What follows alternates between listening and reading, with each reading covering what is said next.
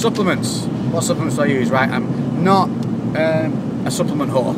I don't rely on supplements depending on what I'm doing. You know, I don't think, right, I'm going into cutting season, I need to get cutting supplements.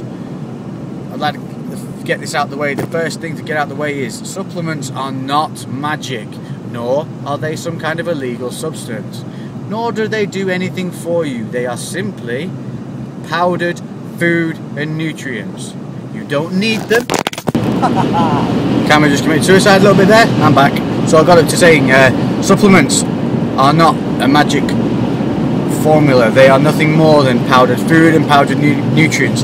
You do not need supplements. Supplements are a benefit because they give you what your body needs in an optimal form that is easy to take. So they fit into your life easier, into your working day. They help you hit your targets. These are the most important things, your targets. How you get to them is up to you. Supplements help you get to your targets for food and micronutrient aims and goals. You know, if that's a main concern of yours, they're obviously going to help boost certain micronutrients and whatnot, because there are such specific supplements like your vitamins and yada yada. So my supplements are kept pretty basic, to be honest with you. They're the ones that help me hit my targets easier each day, the ones I enjoy taking, and the ones I feel are an actual benefit to my body and my wallet. As you've seen at the moment in the UK, they've just banged VAT up on products such as protein. It's a kick in the ass. It's a 20% increase in price. You know, it's nice to see that people in Britain who are looking after themselves are paying for the fat asses to have your goddamn gastric pans, because we now pay more for our products that keep us healthy. Assholes. Anyway, so at the moment it's pretty much a price war on what you can get. Nice place to stop. That's what you get for buying a Japanese car. Yeah, whatever you can find that is not massively overpriced is going to last you at least 3 or 4 weeks and taste good. And in that sense, all I tend to go for is a protein. Now sometimes I'll go for a straight whey-based protein. There's low fat, low carb, or when I change up, I'll quite happily take one on that's got a moderate carb and decent fat level. The only time I'm really wary of things with a high fat level in them is when I am shredding. Because when I'm shredding, I only have a small allowance of fat of around 50-55 grams, and that gets eaten up very quickly just in the normal day-to-day meats and things that you eat. So I don't need to be smashing 15-20 grams of my fat over 2 shakes, when my main priority for my protein shakes is to hit my protein. So my main thing with protein is off-season, I kind of get what I want that tastes good and nice because I have high allowance. When I'm on season and I'm cutting, aiming for a show, then I'm looking to want something more that's going to be a high protein and something that tastes good, because you're going to have it with water most of the time, because I don't want the carbs from the milk when I'm cutting. I like to eat my carbs more than drink. The only other thing that I would recommend is, on top of that, is a base creatine, a creatine monohydrate. If you want to put more money into Crealkaline and things like that, fine. They've been proven to have a decent extended lifespan than normal creatine, but do not load. Do not buy into the bullshit of having to load creatine. You do not need to do it. Creatine does not work acutely, which means it doesn't work there and then. So if you've got a mate that takes some creatine and goes into the gym and goes, oh yeah, I can feel that creatine, slap him on the forehead and go, no, learn your shit. Creatine takes about 3 weeks to load into your system. All you will do if you load it obnoxiously, like they instruct you to do, is you will piss it out. So you will be literally putting your money down the drain. Let it build up naturally. Over 3 weeks, you will slowly start to look a little fuller and feel a little faster recovery. And that is all it does. It is not a magic hormone. It is not illegal. It's already in your muscle. It's in the red meat you eat. It is a good recovery agent, and that is the best way to think of creatine. Ignore all the hyped up adverts that portray it as being some kind of miracle. It is literally a good recovery agent. It helps top your glass back up when you've half emptied it. So we got a protein, a creatine. Now go with a good multivit. Plenty of places you can get those. And then if I'm coming into a cutting season, I do like to add in something like L-glutamine, you know, essentially amino acids and things, just for recovery and to keep the immune system up. Because When you're in a deficit and you're training hard, obviously you're chewing up things, and your immune system works alongside, it requires the amino acids from your protein breakdown, and you also require some, you know, essential amino acids, so it's good to help get those in, but only when I'm dieting. Off season, I'm in a surplus. I do not need to be taking in amino acids through expensive supplements. Don't need to do it, but they are good when cutting, just to keep the immunity up and keep ticking over. And that's pretty much all I use. So my supplements are not great, and then I do actually, I lie, one more, I do like my pre-workouts. Now I don't go out drinking, boozing, you know, buying hookers for friends, unless we go to Thailand, you know, when in Rome. So I like my pre-workouts. That's my treat that I like to have. I usually use them for about 6 weeks at a time and then take 2 weeks off. I'm not massively caffeine sensitive, so I tend to feel the good physiological effects of these products, like the increased nitrogen retention, blood flow, and focus that they can give. Now this is another big thing though, pre-workouts are hugely subjective. They do not all do as advertised on the tin, which is going to make, they say they make you into some raging bull with a burning inferno beneath you that's going to chew up fat and increase lean muscle mass. Bullshit. What they do is increase your already developed focus and drive. They help channel that. If you don't have that naturally, it's not going to give it to you. They've got a big caffeine kick in them, so if you're caffeine sensitive, they're going to be like taking a double espresso shot. So be careful. If you're not caffeine sensitive, you'll be fine.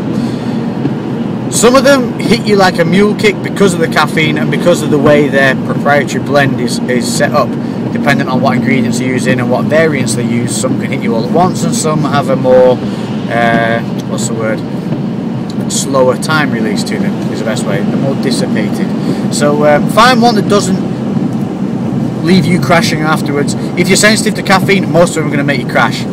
They're going to make you hyper, and you can't stay that hyper, so you're going to crash. If you're not sensitive to caffeine, very few of them are going to make you crash, and if they do, stay away from them. They're very subjective, just like the taste of protein powders. Some people love some love the others. The ones that I really like are Hemo Rage, Super Pump, Original, not the new one. Don't think you'll be able to find it in many places anymore though. Craze, nice sustained one, and the No Explode is still good. But again, play around, have a try. There's some good stuff out there. You just got to find the one that works for you. So that's pretty much it. Protein, creatine, sometimes some amino acids, pre-workout, and if I mentioned something before, whatever the hell it was I mentioned before. But it ain't a great stack. So there you go, supplements covered. Next, what we got? Just checking on without me. Good, no. We have Ben Burnham. Do I know of a macro database? And how do I know what carbs are in foods? Yes, MyFitnessPal. Get on it. It has the best UK database of all foods that we have in the UK. Get on there, type it in. Whatever you type in, it remembers in a frequent column. So you rarely have to search for anything else again, you just adjust the weights. Great for pre-planning what you can cook if when you get home and what's left of your allowance, because you can simply mash in numbers before adding it to your actual log, and it shows you all your totals right then and there. You can barcode scan on it, so if you're out and about and have to take something from the supermarket to eat, you can barcode it. Even some restaurants are in there like Nando's. As some of you will see on my Facebook page, when I was cutting for the last show, there's a picture of me at Nando's with weighing scales. I don't give a crap, I got to eat at Nando's. Take your scales with you when you're dieting, you can go out. Easy. Okay, next. Dylan Sprenger. Do I even lift? No, I don't. I'm a pimp. I don't lift. I just do press-ups, eat eggs, and help hookers earn money. Next, we have Dwayne Steele. Coolest possible name going. And Dwayne's a client of mine. He's just started his shred program, so be prepared to see pictures of Dwayne popping up looking shredded. Dwayne's was cardio timings and type of cardio. Right. Cardio timings, there's this whole bullshit going on as well, you know, fasted cardio and all this nonsense. Bullshit, don't do it. Why the hell would you want to go and do cardio with no fuel in your body when you're trying to retain muscle? Retarded. Your body's going to burn muscle. Think about it. Stop trying to make black and white grey. Simple. If If you're going to go training, would you go training on an empty stomach, weightlifting? No. Why the hell would you do it on cardio? Easy. A bit like Phantom of the Opera, shadow going on. So, timings wise, do cardio when you want to freaking do it. Hit your certain amount of times per week set by either your coach or whatever you've designed to be doing. Hit them when you're going to hit them best. Choose the style you want to do that you feel like doing that day, because that's the way you're going to do it best. The only time you need to think about things is in what you're going to do. Now, long distance steady state I'm not a big fan of. I think it wears the joints out, I think it's painful, I think it's boring as hell, and people get in ruts with it very quickly. The body adapts very fast to it. So I would only do one steady state session a week, and then my other sessions would be HIIT, high intensity interval training. Now you can adapt this to anything. It's really good.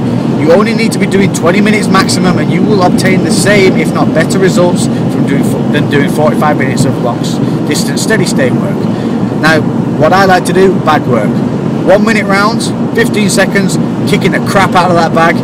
You know, I just think about fat people eating, getting gastric bands, bills coming through my door.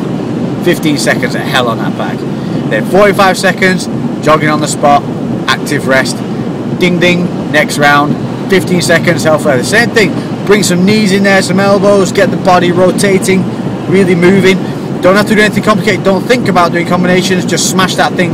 5 left hooks, 5 right hooks, 10 straights. Make it simple. It's just about getting the heart rate up, getting the energy up, and rotating on the boxing is great for your core. The detail it gets on the back, the tries, waist to serratus, everything. It's nice. You got that rotational work, so really be putting your hips through those shots. I'm going to get a video up of that in the training soon, so keep an eye out for that one. So you got the bag work. You can do it on a rower, 15 seconds, hell for leather, back to a very slow pace for 45 seconds. Sprints outside, quite hard to do on the treadmill because they're a pain in the ass. They sometimes sense that you're not on it and stop.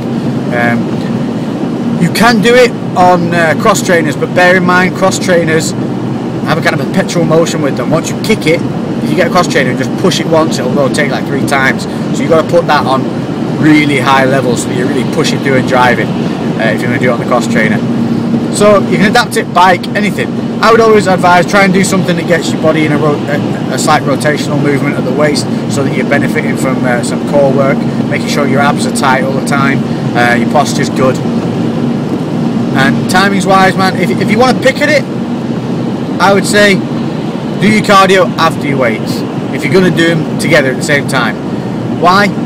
Your weights use up that short term energy supply in the muscle because it's short, sharp bursts, and in theory that's going to get you into your fat burning zone a little bit quicker because you've already depleted those short term energy supplies, the anaerobic, and it'll take you more into the aerobic fat burning if you're going to do it afterwards, especially with the long distance stuff.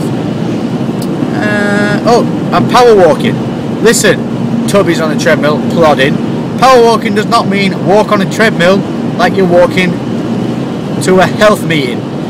When you're walking as a power walk, you have to walk upright, shoulders back, chest out, pulling your abs in and pushing through with every step on your heels. It is a draining exercise when it's done properly. After 40 minutes of power walking, you should be sweating and sore down the front of your shins, in your abs, your butt, and your shoulders should feel like they've been pinned back for a good while. It's not just plodding along. Just wanted to get that in there because power walking can be very good done correctly. So there you go, Dwayne, Man of Steel, question answer. Okay, next one. Shannon Bennett. How many sets should I do when cutting compared to bulking? Exactly the same is the simplest answer. There is no difference in your training when you're cutting to when you're bulking, because when you're cutting, your food and balance should still support your muscle, the energy required to train out, energy required to train, and for your daily life. That should be structured so that you're not losing intensity in your training. So there is no reason that you should decrease or increase anything for any reason. Training is simply the stimulus for the muscle to grow or develop. Growth doesn't just mean size, growth also means density, appearance, tone, strength. These are all factors of growth, not just size, which you can still obtain when you're cutting. You can still improve on the strength and the appearance.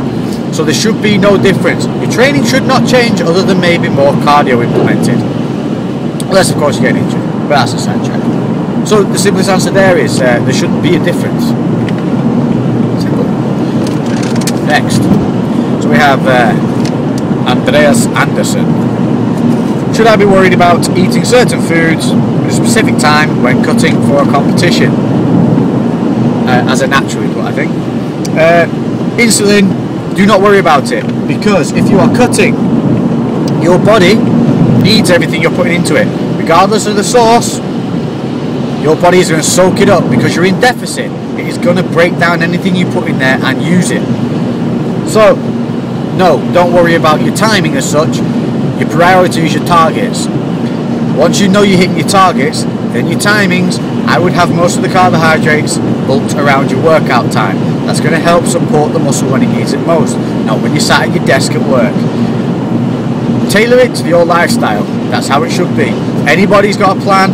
They've paid somebody for a plan, and it gives them something that is just cookie cutter out. Eat this time, this that time, da da da da. You've been ripped off. It's nonsense. So tailor it to when you train and to your lifestyle. Definitely get some carbs in the morning. Get carbs in around and during the workout. That's going to help keep that muscle supported, keep your training intensity up. As far as insulin and all that, no. Just pick what you want to do. As long as you hit your food targets, it's fine. Source doesn't matter, other than for health benefits like micronutrients. But micronutrients do not affect your body composition. They affect your health. So it's finding that balance between the two where you enjoy it, but it's also healthy for you. Luke Carmichael, full name. Cutting advice. When dieting, is it better to consume carbs over each meal evenly, or just morning, pre and post workout? Also, should I carb cycle or not? No, it's not important to have every meal identical. Protein does not need to be taken in the exact same amount in every meal at exact certain times. Don't eat over 50 grams of protein. Why? Not because your body can't digest it, but because the proportion of that protein that's going to go to muscle over 50 grams is going to be negligible unless you're a freight train of a human being. So it's just about optimizing the money you're spending on food. So I tend to aim for about 40 to 50 grams of protein per meal if I can. If it's not available and I've only got 20 grams, I'll eat 20 grams and play catch up later. I split it between 5 to 10 meals. It can completely depend on how my day is running and how it's turning out. You know, unexpected things happen all the time. You've got to roll with the punches.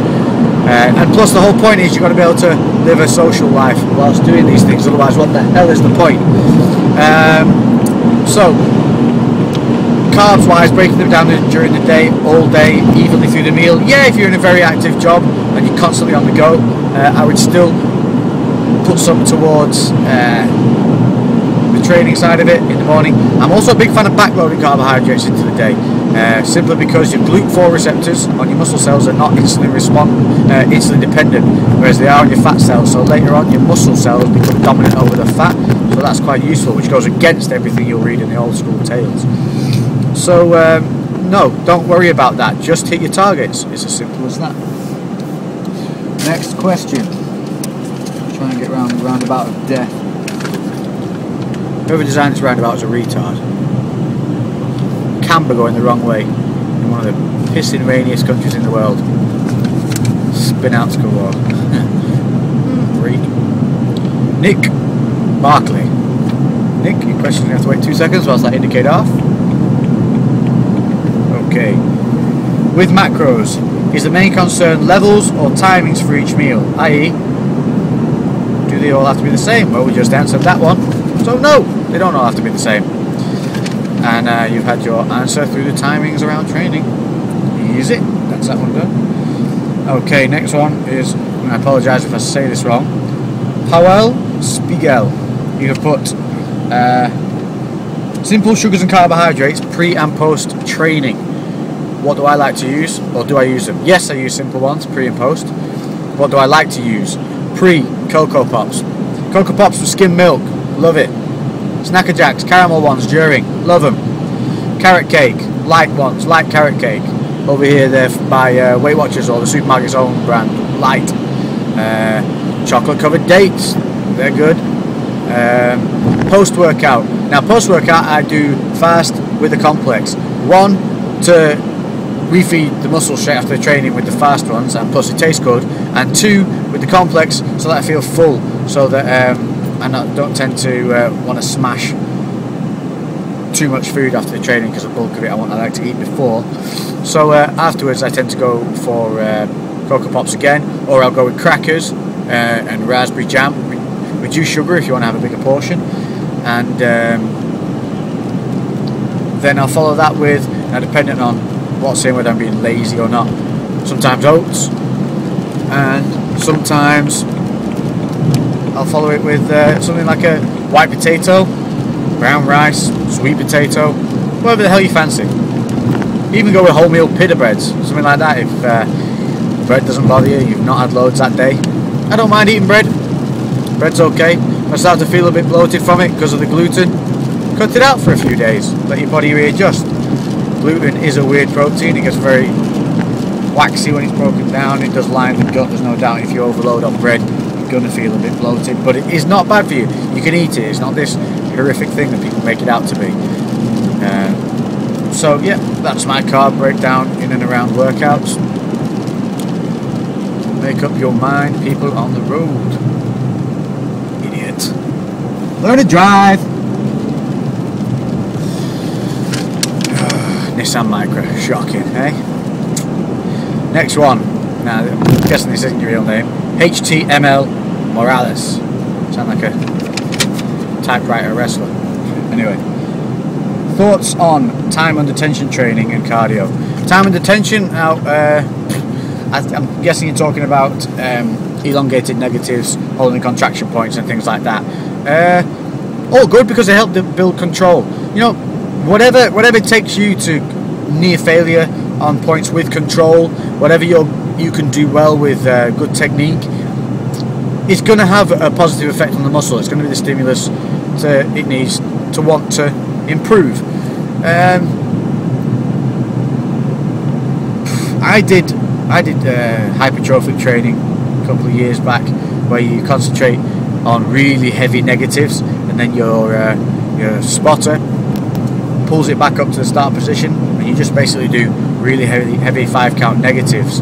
Now I saw a good growth from it in terms of the muscle improvement, but I also lost a lot of strength from it, because you're not practicing the explosiveness of the upward movement as you normally would. You only run it for a few weeks at a time. You're meant to flip in and out.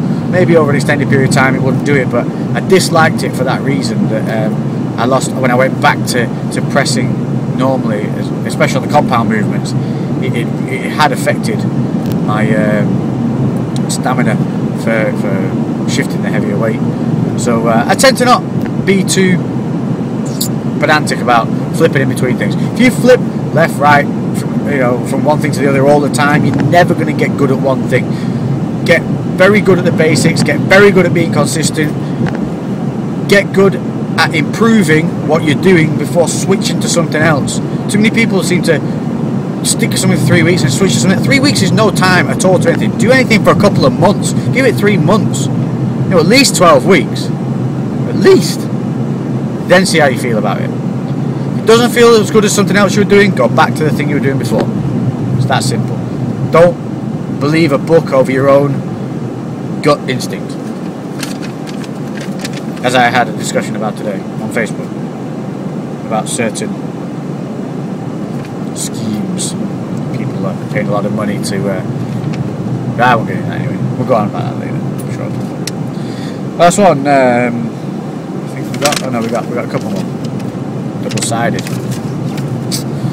We got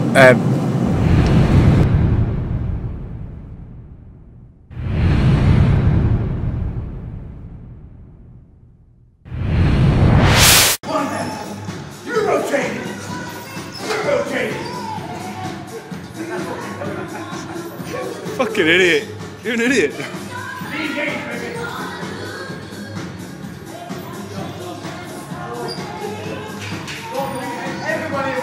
Laugh if cable snapped.